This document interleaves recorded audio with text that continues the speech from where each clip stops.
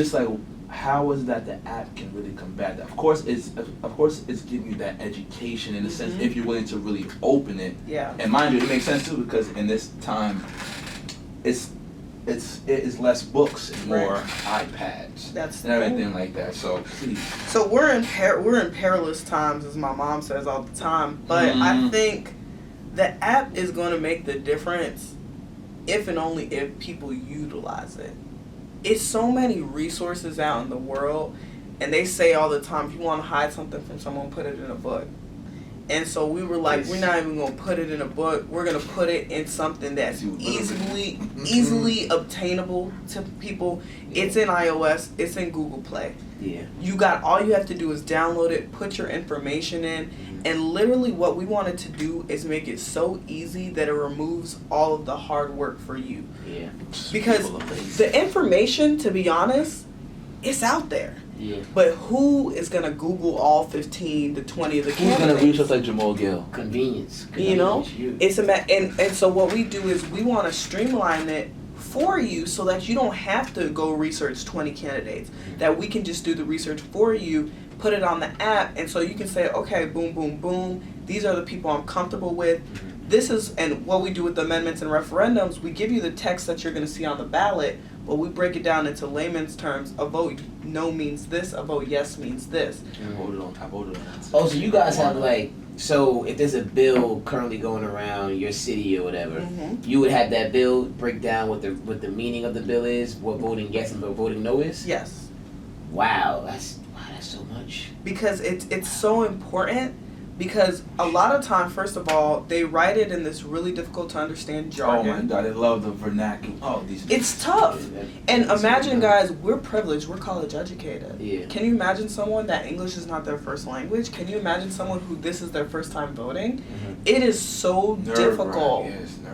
To the fact where people walk out of the polls, or people vote a couple things at the top and they leave the rest of the ballot blank. Yeah. My first time voting, I did that. I was just like, I don't know who these. But come on, it doesn't matter, man. Who are these guys?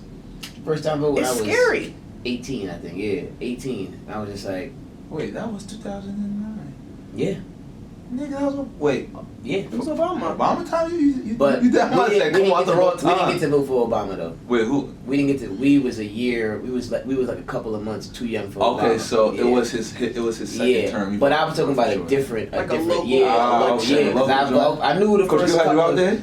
Not even. It was just like, oh yeah, I know the mayor. You know what I'm saying? Right. I know the mayor. Like, I'm voting for this guy for the mayor. I seen more of his commercials. Sure. You know what I'm saying? But like after that, councilman. You're like, I don't know who that is. State senator. What? And it's like, what do they do? Yeah. Exactly. You know what I mean? Yeah. Where am I finding information about these people? And it's like you said, research shows name recognition is the number one thing. Yeah. And the sad part about it could be name recognition for something good, or it could be name recognition for something bad. Either way, they're still going to vote for you because they've never heard the other names. Yeah. So, and that's how politicking generates revenue, is we allow people to post their political advertisements. It's geolocated based on whatever city that you live in, so that you can actually familiarize yourself with the campaign that they're running on, whether it be a banner ad, a video, etc. We allow them to actually give you that type of information instead of you saying, I saw their name in a newspaper once. You don't know if it was on a felony charge or if it was because they cleaned up a neighborhood. Yeah. You know, that's the kind of stuff that you do want to know before you go to vote. Finding that information, what we're trying to do, Jeff and Jamal, we're simplifying it. We're trying to make it easy to understand. We don't want voting to be like any other process in this country that alienates the vulnerable communities. Yeah. It alienates them. And you were saying something earlier, Jeff, that I wanted to respond to, like, they put so many barriers in the way. Think about our ancestors. I'm reading this book right now, Black Miami in the 20th Century. I was just reading about a poll tax. You had to pay to go vote. You had to know the Constitution by heart to go vote. Yeah. These are little things they put in our way. You had to own land. You had to own land to vote. And it's like all these things were so challenging. So I'm like, you know what? If all they're going to do is move the precinct around on me, or try to shut it early. Granted, those are huge barriers, and we do have a button, report voting issues, because we know that they are trying to keep you from voting. We know that. Interesting. We want you to be able to report voting issues. Yeah. We see what just happened in Georgia with Stacey Abrams. Yeah. It was a mess. Yeah. Robbery. You know, it was a highway robbery. But what we're trying to do is take it one step at a time. Yeah. We're trying to educate you on what gerrymandering is. Mm-hmm. We're trying to educate you on what voter ID laws do, so that you don't get stuck in those predicaments. We're trying to make sure that you have all your shit together before you even get to the precinct. Yeah. Because you know they're going to look at you at the precinct like, are you registered? Let's check if you're at the right spot. Right. We're trying to give you that information before time so you don't have to deal with those issues. Yeah. Once you get there, if they're still giving you a hard time, then you can report it, and we're working, trying to reach out to the Board of Elections in each county so we can report these voting issues to them directly. Because a lot of people don't trust those county board of elections. I was about to say, literally my next question was, do you think that sending the information to them is actually going to benefit the people? I think that by having someone in between, we have a way to hold them accountable. Because let's say you send it to them directly, I never got it. Yeah. You sending it to us, you know that we care about this stuff. Yeah.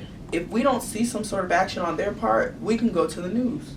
We can hold them actually accountable. A lot of people are like, well, I called my superintendent about this. Your superintendent's the one that's doing it. Yeah. Because they didn't want y'all to vote. Word. So sending it to a third party sometimes is actually the best way to see change. Sometimes you gotta go around to get You the got spot. to. You got to.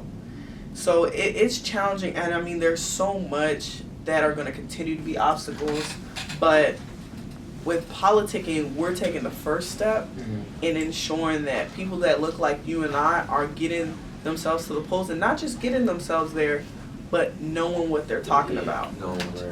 My goal is nobody walks out of a polling precinct feeling like they failed an exam. That's balls right there. I got a question for you then. Give it to me.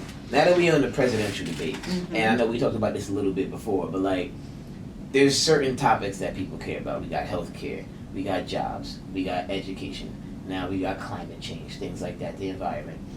How do you break down? Do you have like each candidate has their breakdown of every important issue?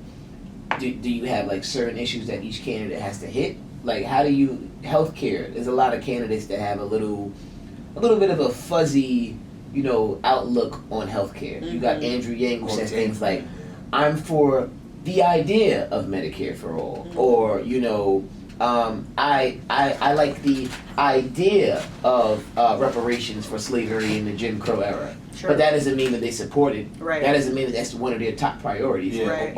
Or plan and play. Yeah, and like somebody like I look at Andrew Yang and Bernie Sanders. Very, very similar with regards to their progression. You know what I'm saying? Very progressive candidates. However, when you look at Andrew Yang, his number one thing is getting UBI, Universal Basic Income, implemented. Bernie Sanders on the other side is Medicare for all is the first thing. Andrew Yang has Medicare for all maybe as his fourth thing. Sure. But if you know enough about politics, your number one thing is going to take quite a long time to get through a lot of the times, Yes. especially if you're a progressive, because it's actually attacking the status quo. So on the app, how does it break down the differences between the candidates? So we have a feature that's called My President Is. I'm going to pull it up so you can take a look at it. But what it does is it covers 2 top issues that each candidate is focusing on. And so we want to be able to get to a point where we have education and it shows you stances for each person. But right now we're covering their first top 2 issues because like you said, those issues are typically going to be what they focus on their first 100 days in office. Exactly. And so essentially it's really, really important that we make sure that we illuminate that for the potential voters because yes, they're going to focus on education at some point in their careers. But if that's not their 1 or 2 goal, they may not get to that until the 3rd or 4th year. Yes. And that's the or mistake. Maybe the 6th year and they don't get a second term. You know what I mean? And that's the mistake a lot of people make. So for example, Bill de Blasio, let's use him as an example. Okay. Mayor here, his 2 signature issues are implementing single payer and LGBTQ healthcare and promoting social justice. I did not know that. I didn't know those were like his top 2 issues. Okay. Now the social justice one, it can get fuzzy because it's like, App. what does that actually mean? But you can actually go through and look through any of the ones that, you know, we have the Republican candidate as well, William Weld. You can look at Biden, you can see where his top 2 stances are. And look at all of them through there. So really we're trying to give a snapshot view, because we also know, if we're being honest, people ain't trying to read. People not trying to read. Spans. We're going to eventually move to video content as well, because we know that's how people like to consume information. Yes, definitely. But YouTube.